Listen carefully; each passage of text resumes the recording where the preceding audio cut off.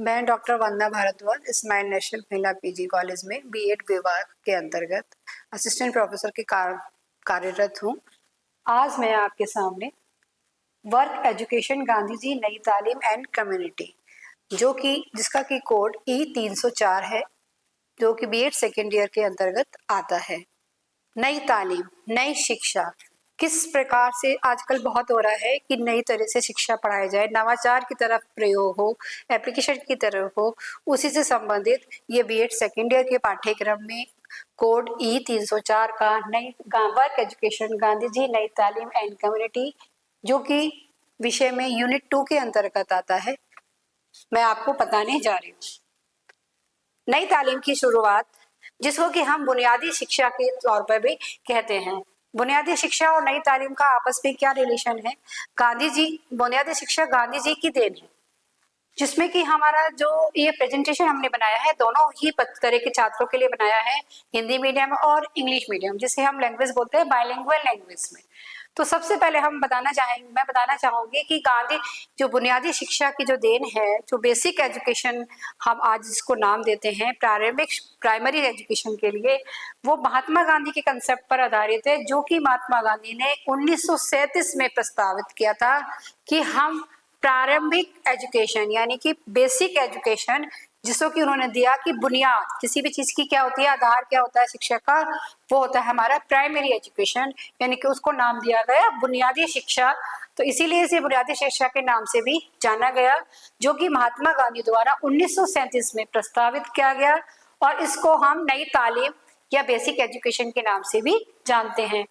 अब कार्य आधारित, जो कि उन्होंने कहा कि विषय जो पाठ्यक्रम है, जो भी हमारी शिक्षा कराई जाए वो दो तरह से हो, या बाल केंद्रित या विषय केंद्रित। तो उन्होंने विषय केंद्रित पे बल न देकर उन्होंने बाल केंद्रित पर बल दिया, जिसमें उन्होंने कहा कि यह कार्य आधारित शिक्षा पर बल होना चाहिए, यानी कि प्रयोगों के आधार पर। गांधी जी ने कहा कि जो हमारी शिक्षा है वो हमारी करके सीखने पर हो, ना कि हमारा पाठ्य वस्तु या किताबों पर ही आधारित हो या रटने पर कोई बल हो। तो 1937 में उन्होंने एक सम्मेलन का आयोजित किया गया, जिसका कि वो वर्धा, महाराष्ट्र में एक वर्धा जगह है, उसमें एक सम्मेलन का आयोजन किया गया, जिसका नेतृत्व या आयोजन गांधी जी द्वारा करा गया, लेकिन उसके अध्यक्ष जाकिर हुसैन जी को बनाया गया। और उसमें ये प्रस्ताव, उसमें बहुत प्राइमरी एजुकेशन पे बहुत ज्यादा जनों ने, शिक्षाविदों ने, भारतीय शिक्षाविदों ने करा, और जो कि एक अंग्रेजों के खिलाफ उस समय, क्योंकि लड़ाई चल रही थी स्वतंत्र भारत को बनाने के लिए अंग्रेजों के खिलाफ, तो एक अपनी शिक्षा कोई बुनियाद रखने के लिए भी ये सम्मेलन करा गया कि हम किन किन तथ्यों को शामिल कर उन सम्मेलन में उन तथ्यों को विचार किया गया, और ये निकाला गया, उससे भी एक हिस्सा बनाया गया स्वतंत्रता आंदोलन का।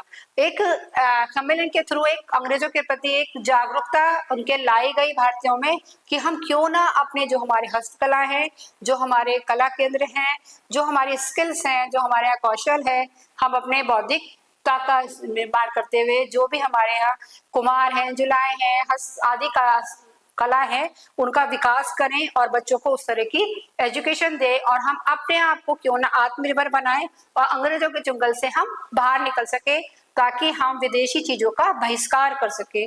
तो उसी के लिए सारा ये वर्धा सम्मेलन का आयोजन किया गया, जिसका उद्देश्य क्या था, वो आत्मनिर्भर राष्ट्रीय शिक्षा की हम आत्मनिर्भर बनाने के लिए, यानी कि आत्मनिर्भर पर आधारित था, जिसमें हमारी चीज हस्तकला, जिससे बच्चे कुछ करके सीखे और अपने को आत्मनिर्भर बना सके, अपने रोजगार को स्वयं सर्जन कर सके।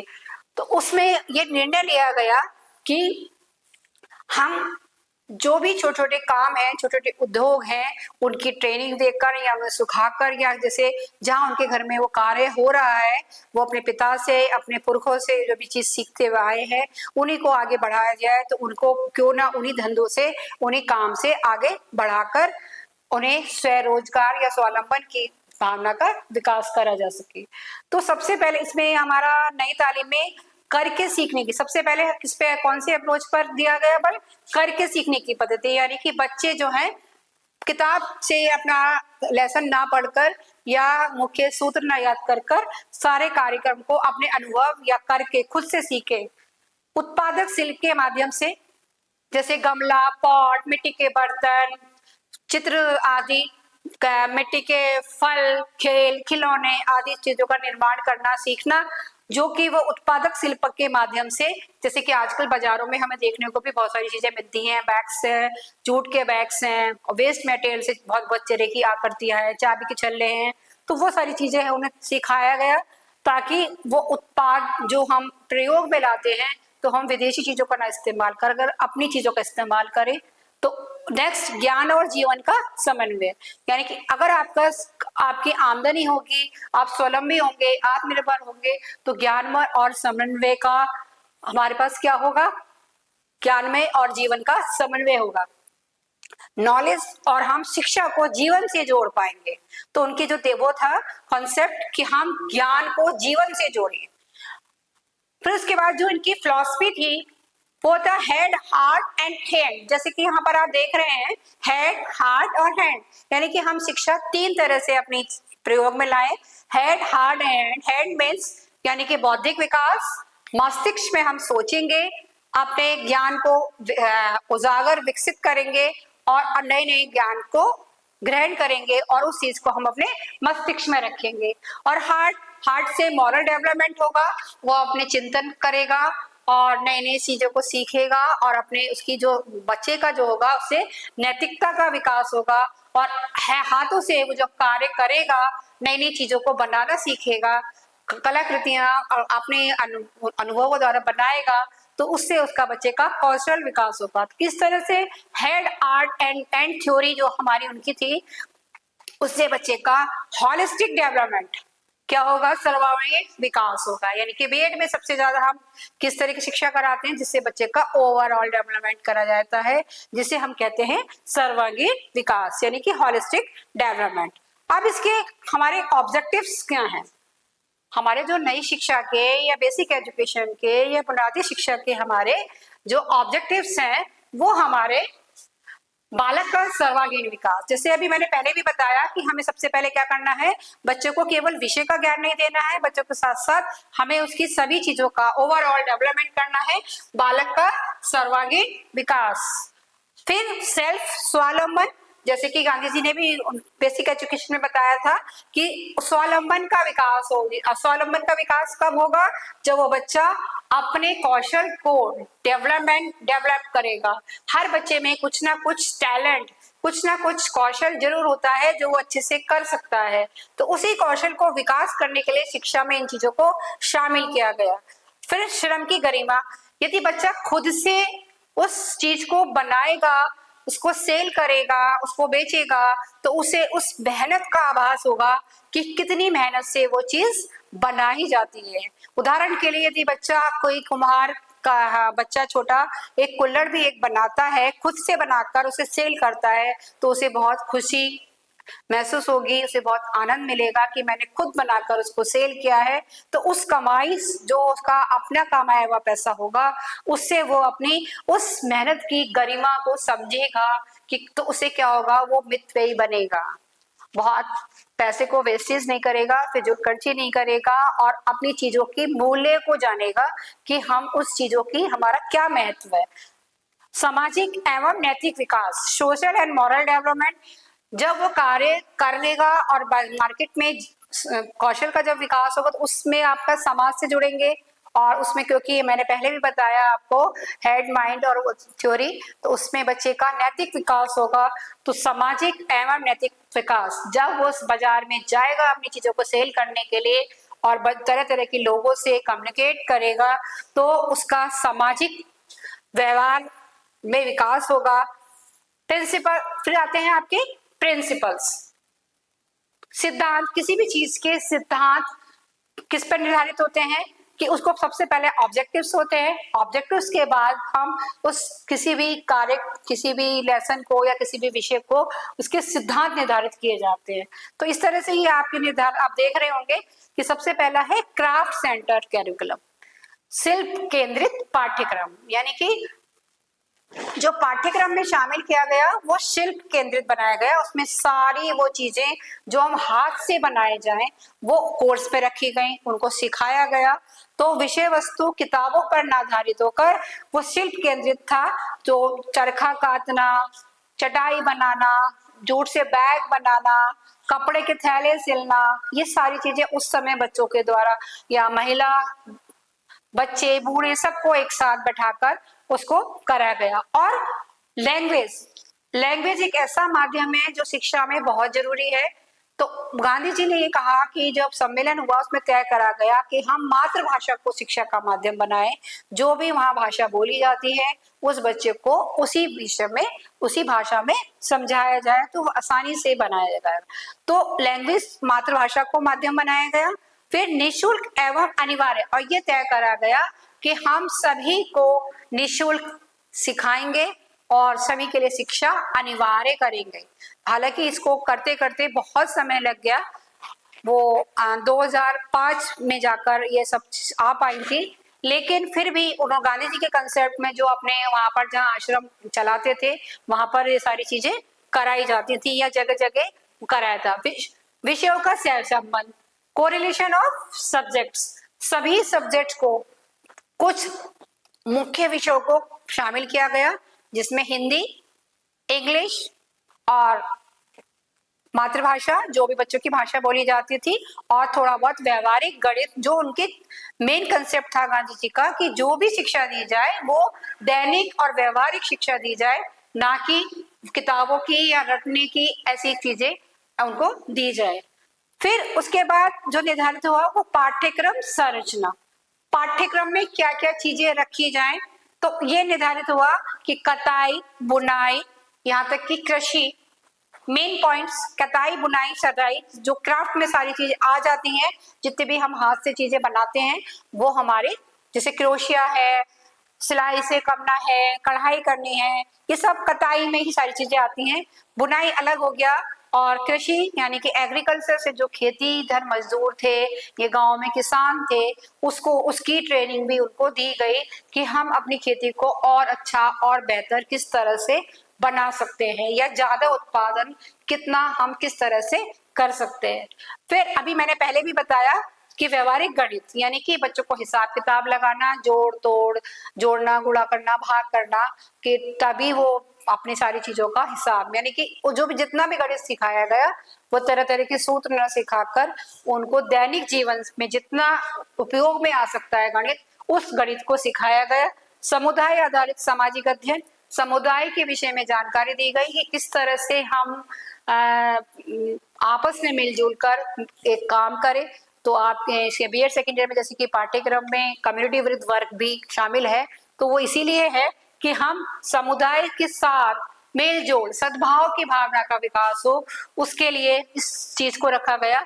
कला, संगीत एवं शारीरिक शिक्षा, art, music and physical education, इस विषय को भी उसमें शामिल किया गया कि जिसमें उसके बच्चे की कला का विकास हो, एस्थेटिक सेंस का विकास हो संगीत के थ्रू, और शारीरिक शिक्षा से उसका शारीरिक विकास हो। तो इस तरह से ये जो पॉइंट्स आप देख रहे हैं वो हमारे इसके करिकुलम स्ट्रक्चर में रखे गए।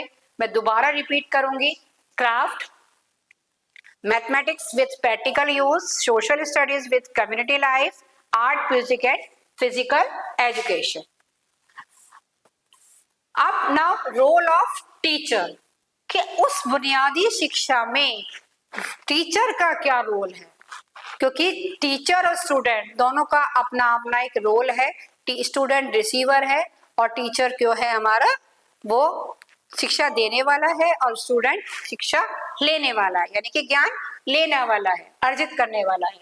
तो अब हम यहाँ बात कर रहे हैं रोल ऑफ टीचर, शिक्षक की भूमिका बुनियादी शिक्षा के रूप में। तो मार्गदर्शन एवं सहयोगी, यानी कि इसमें वन वे नहीं रहा, बेसिक एजुकेशन दो तरह से है, द्विमार्गी है। गाइड कर रहा है टीचर, सिखाने वाला, और सीख रहा है जो स्टूडेंट, वो काम साथ साथ कर रहा है। तो ये हमारी द्विमार्गीय प्रक्रिया कहलाती होगी इसमें बुनियादी शिक्षा में। तो पहला पॉइंट है गाइड एंड फैसिलिटेटर, मार्गदर्शन एवं सहयोगी, यानी कि जो शिक्षक का जो काम है वो किस तरह काम करेगा, एक अच्छा मार्गदर्शन करेगा और सहयोग करेगा उसे काम करने में, किस तरह से समय समय पर उसको दिक्कतें जो आ रही हैं या जहां जहां बच्चे उसको कॉपरेशन करेगा। फिर शिल्प और विषय का समय में, उसका जो भी शिल्प बना रहा है या जो भी चीज में माहिर है उसको उस सब्जेक्ट से उसका समन्वय करना सिखाएगा, कि उसके विषय में उसे जानकारी, कि उसको और कितनी अच्छी तरह से उसको जोड़ा जा सकता है कि वो और अच्छी तरह से अपने कौशल को विकसित कर सके। फिर साथ साथ हम डेवलप मॉरल वैल्यूज कि नैतिक मूल्यों का विकास भी साथ साथ इस पाठ्यक्रम में शिक्षक डेवलप करेगा स्टूडेंट्स के अंदर। अब आता है रोल ऑफ स्टूडेंट। अभी हमने बात की थी रोल ऑफ टीचर कि टीचर का क्या रोल है। अब हम बात कर रहे हैं रोल ऑफ स्टूडेंट कि स्टूडेंट के बिना कोई भी काम नहीं हो सकता, कि केवल ये भी मैंने बताया कि द्विमार्गी है, तो एक साइड टीचर का काम है लेकिन जो कार्य प्रयोग करेंगे वो स्टूडेंट करेंगे। तो सबसे पहले उनकी सबसे पहले बनती है सक्रिय भागीदारी, यानी कि कक्षा में उपस्थिति, और जब भी कोई काम कराया जा रहा है तो बच्चों की उसमें उपस्थिति या काम करना, सक्रिय भागीदारी। इसीलिए यहाँ वर्ड यूज करा गया है सक्रिय भागीदारी, ना कि ये कि केवल आप उपस्थित हो गए, कोई कार्य बच्चों के द्वारा नहीं करा गया। अनुभव द्वारा सीखना, बच्चों को खुला जोड़ दिया गया और वो खुद से उस काम को करेगा, तो अपने से उस चीज को प्रयोग करके बनाएगा। और यहाँ फिर दोबारा से बात करूंगी वही जो जूट बैग और ये सब कला केंद्रित पेंटिंग है, तो बच्चा अपने अनुभव के द्वारा उसको, अगर कोई पेंटिंग बना रहा है तो कहीं कोई दृश्य देखा है तो वो अपने चित्र के द्वारा उस दृश्य को उस पेपर पर उतारेगा, या अपने थॉट लिखेगा, या कोई कलाकृति बनाएगा, कोई बैग बनाएगा, तो अपने अपने कौशल के आधार पर उस चीज को करेगा, तो वो अपने अनुभव द्वारा उस विषय को सीखेगा। फिर जिम्मेदार और अनुशासित, जब ये काम क्लास में आए, जब बच्चा वहां सीखेगा तो नैतिक मूल्य का विकास होगा, बौद्धिक विकास होगा, साथ ही बच्चा जिम्मेदार बनेगा और अनुशासित बनेगा। जैसे कि मैंने पहले बताया कि वो चीजों की मूल्य जानेगा, उनके महत्व जानेगा, तो उसमें स्वतः ही स्व अनुशासन आ जाएगा और वो एक जिम्मेदार व्यक्ति होगा, और जिम्मेदार व्यक्ति होगा तो वो देश के लिए भी अच्छा होगा और अपनी कर्तव्यों को भी जानेगा। अब इसके हैं एडवांटेज, कौशल किसके बुनियादी शिक्षा के हमारे लाभ क्या हैं।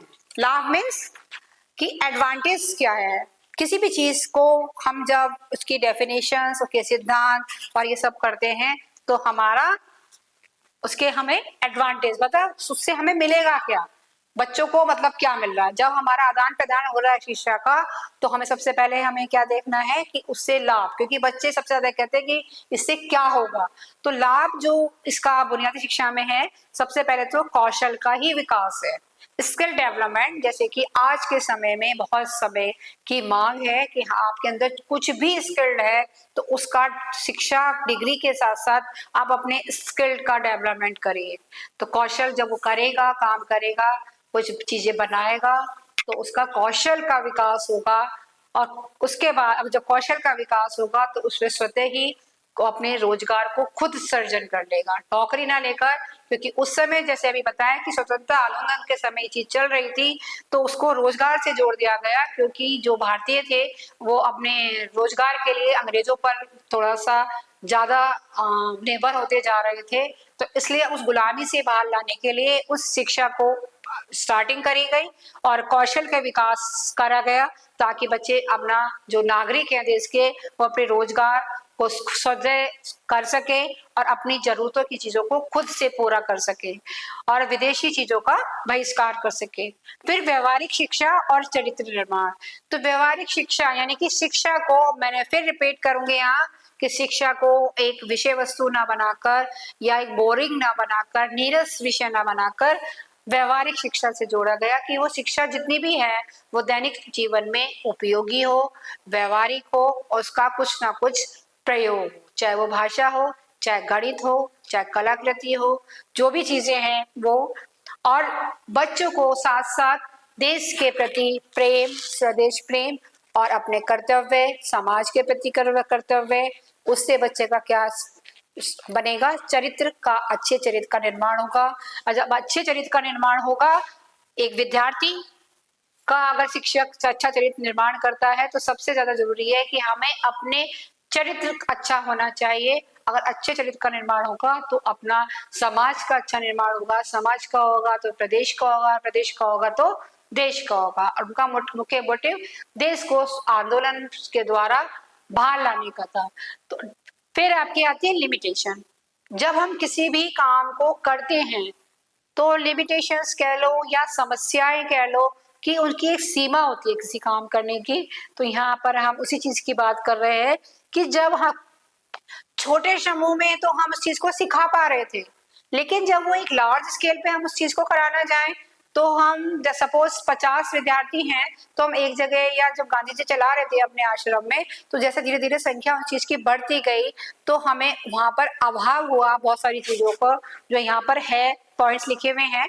बड़े स्तर पर कठिन कि उस कार्यक्रम को बड़े स्तर पर चलाने में बहुत समस्याएं आई, जगह की, सामग्री की, अनुभवी व्यक्तियों की, तो बहुत सारी चीजें हैं। तो यहाँ पर हमने कुछ पॉइंट्स यहाँ पर दिए गए हैं। प्रशिक्षित शिक्षकों की कमी, जो शिक्षित मतलब शिक्षक वर्ड यहाँ पर यूज है तो क्योंकि उस टाइम में शिक्षा का ज्यादा वो हायर उस पर नहीं था, तो प्रशिक्षित यानी कि ट्रेनिंग प्रोग्राम्स उस टाइम औपचारिक रूप से नहीं चलाए जाते थे, अनौपचारिक शिक्षा ही थी, यानी कि घर से ही वो चीजों को सीख रहा था। तो प्रशिक्षित शिक्षकों की उस समय कमी रही। और वित्तीय कठिनाई, जैसे कि मैंने बताया कि उस समय हमारा देश बहुत उसमें था, और आज भी हमें ये सब चीजें हम प्रयोग में लाते हैं तो हमें बहुत सारी फाइनेंशियली, क्योंकि फाइनेंस के बिना किसी भी कार्य करने को दिक्कत आती है। अब इसमें आती है बात कि वो जो बुनियादी शिक्षा, अभी आप सुन रहे होंगे कि बहुत सारी चीजें ऐसी हैं जो आज की शिक्षा में हो रही हैं, तो उस बुनियादी शिक्षा की क्या रिलेवेंस है मॉडर्न एजुकेशन में। आज जो शिक्षा हमारी एनईपी आ गई है, इसीलिए एनईपी को वो गांधी जी अप्रोच को ही आज हम लेकर चले हैं, जो बहुत पहले 1837 में 1937 में गांधी जी ने दे दी थी, वो हमारी अब हम अमेंड कर रहे हैं कुछ चीजें इसमें कि कौशल आधारित शिक्षा, हमने शिक्षा को बहुत ज्यादा कौशलों को उसमें पाठ्यक्रम में शामिल कर लिया गया है। और पहले भी धीरे धीरे हम शामिल कर लेते हैं, लेकिन आज की जो शिक्षा है बहुत ज्यादा वो कौशल पर आधारित हो चुकी है। और अनुभवनात्मक शिक्षा यानी कि align with experience and learning, experience and learning पर बहुत ज्यादा जोर है कि बच्चे को छोड़ दिया गया है, बच्चे अपने अनुभव को प्रेफरेंस दी गई है। इसलिए जब भी आप कभी रोजगार उससे मांगे तो एक्सपीरियंस को पहले भी दिया गई है, लेकिन आप ज्यादा उस चीजों का है कि बच्चे अपने अनुभव के द्वारा उस कार्य को सीखे। और नई शिक्षा नीति 2020 में बहुत ज्यादा रोल है उस बुनियादी शिक्षा का। कई सारी चीजें तो आपको ऐसे लग रहा हो कि एज इट इज वो चीज ले ली गई, क्योंकि उनका भी जो आधार था वो हस्तकला था, और एनईपी भी जो है जोर है वो महत्वपूर्ण जो है वो हमारा हस्तकला पे भी है। अब हम यह कंपैरिजन कर रहे हैं मॉडर्न सिस्टम से कि हम पुरानी शिक्षा को मॉडर्न सिस्टम से शिक्षा से तुलना। अभी इस पिछली स्लाइड में भी मैंने आपको बताया कि नई में क्या है। तो पहले क्या था, ट्रेडिशनल बुक्स पर आधारित थी हमारी शिक्षा, और नई तालीम जो है वो वर्क सेंटर्ड है। किस पे है? वर्क सेंटर्ड या करके सीखने पर है, और फोकस ऑन लाइफ स्किल्स। पहले क्या था, केवल वन वे था, टीचर बोलता था या लेक्चर मेथड से होता था, लेकिन आज हम फोकस ऑन लाइफ स्किल्स पे फोकस है। और यहाँ कुछ क्वेश्चंस आपको दिए हुए हैं जो इस, जैसे कि अभी आपको एग्जाम्स आपके आने वाले हैं, या एग्जाम्स में कुछ बच्चों के दिमाग में आ रहा होगा कि एग्जाम्स में इस विषय को किस तरह से, तो मैंने कुछ क्वेश्चंस भी अपनी स्लाइड में शामिल किए हैं, तो आशा है ये बच्चों के लिए उपयोगी होंगे। तो इसमें कुछ क्वेश्चन है जैसे शॉर्ट क्वेश्चन में पूछा जा सकता है, व्हाट इज नई तालीम या व्हाट इज बुनियादी बेसिक एजुकेशन। तो इस तरह से बच्चे कंफ्यूज ना हो कि बेसिक एजुकेशन के कंसेप्ट को ही हमने नया रूप दे दिया है नई तालीम। हेड, हार्ट और हैंड समझाइए। तो जैसे कि मैंने पहले आपको बताया कि हेड, हार्ट और हैंड, हेड से हम सोचेंगे, हार्ट से हम फील करेंगे, महसूस करेंगे, और हैंड से हम काम करेंगे। तो ये हमारा थ्योरी हेड, हार्ट और हैंड की है। और फिर बुनियादी शिक्षा के लाभ, यानी कि बुनियादी शिक्षा के क्या लाभ है। तो यहाँ इस सब की चीजों के बाद एक कंक्लूजन निकलता है कि बच्चों का क्या क्या डेवलपमेंट इस शिक्षा के थ्रू हो रहा है।